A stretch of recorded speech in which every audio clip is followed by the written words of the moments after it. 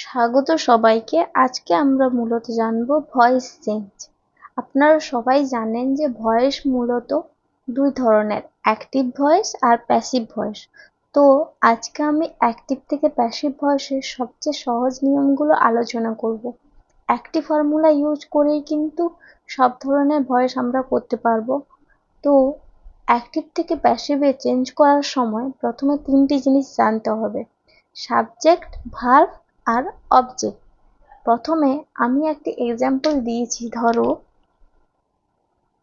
I help you, অর্থাৎ এখানে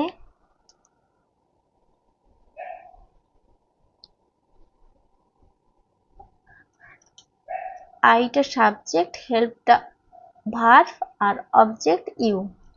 এবার আমি যদি প্যাসিভে চেঞ্জ করি তখন ফার্স্ট রুল অনুযায়ী টু বি ভার্ব কি, V1 এর am, is or are। তো এখানে কি হবে, অবজেক্টটা সাবজেক্ট আকারে বসবে, অর্থাৎ অবজেক্টটা সামনে আসবে, ইউ এসছে। এবার চেঞ্জেসের ক্ষেত্রে কি হবে, কি বলেছি, V1 থাকলে এখানে am, is, are এর মধ্যে কি হবে, ইউর পরে আর হবে, you are help by me. এখানে হেল্পটা কেন হলো, V3, অর্থাৎ আমি যদি ভাবি ডু, ডিড, ডান, তো সেক্ষেত্রে হেল্পের পাস্ট পার্টিসিপল ফর্ম আসছে হেল্পড, ঠিক আছে, তাই এখানে হেল্প করেছি। আর বাইটা বাই আছে, মি হয়েছে। এবার সেকেন্ড এক্সাম্পলটা যদি দেখি আমরা, যে আই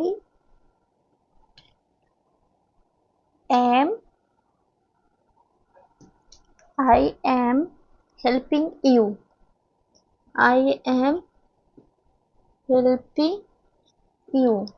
তো আমি চেঞ্জেসের ক্ষেত্রে কি হবে, এখানে ইউ আর, তাহলে কি বলেছি, ভি প্লাস আইএনজি, হেল্পের সঙ্গে আইএনজি আছে, তাহলে একটা কি হবে, বিং হবে, ইউ আর বিং